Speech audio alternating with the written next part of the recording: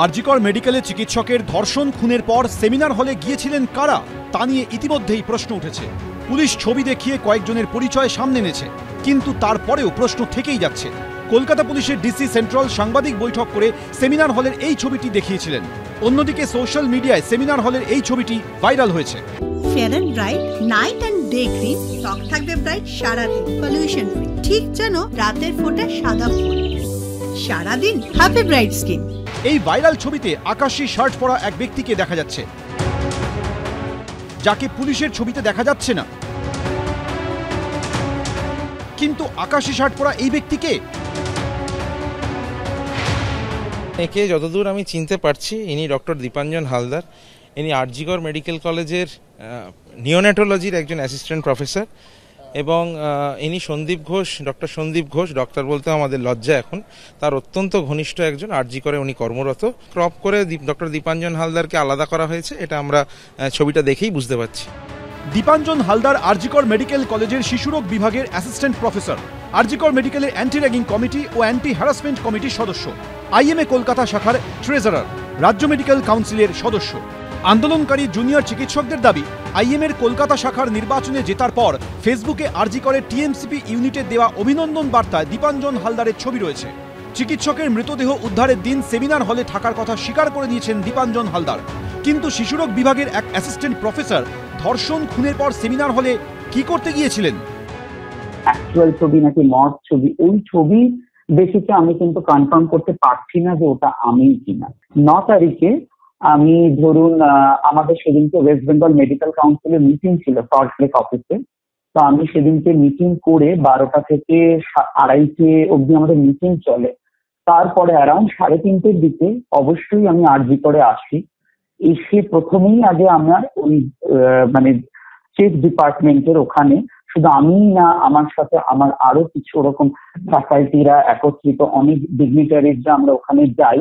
সেটা police কর্ডেন্ড area যেটা ছিল তার বিয়ন্ডেই আমরা দাঁড়াই for the solidarity of the action.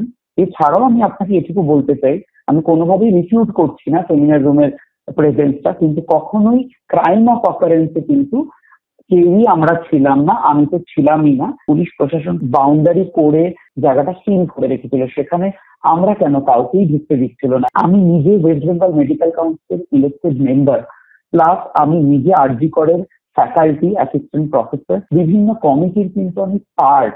তো সেখানে কিন্তু এটা আমার নৈতিক একটা দায়িত্ববোধের খাতিরেই আমার যাওয়া। তবে আন্দোলনকারী জুনিয়র ডাক্তাররা প্রশ্ন তুলছেন, ভাইরাল ছবিতে যাকে দেখা যাচ্ছে পুলিশের ছবিতে তাকে দেখা যাচ্ছে না কেন? পুলিশ কি ইচ্ছাকৃতভাবেই তার ছবি বাদ দিয়েছে? পুলিশের ছবিতে কি তাহলে সবাই আছে?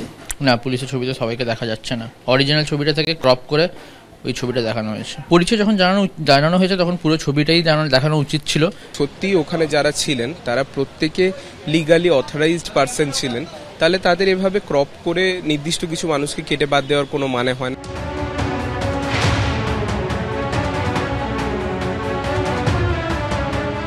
সে তো ধরা পড়ে গেছে। অভিক বাবু যিনি ওখানে উপস্থিত ছিলেন, পিজিটি পড়ছে, তাকে ফিঙ্গারপ্রিন্ট এক্সপার্ট হিসেবে দেখানো হলো। লজ্জা কোথায় রাখবে পুলিশ? এ তো মিথ্যে তথ্য দেওয়ার জন্য, মিথ্যে কথা বলার জন্য যে পুলিশ অফিসার যিনি এই প্রেস কনফারেন্সটা করেছিলেন, তার উপরে ইন্দিরা গঙ্গোপাধ্যায় এবং সিপি, এদের দুজনের তো অপসারণ হওয়া উচিত।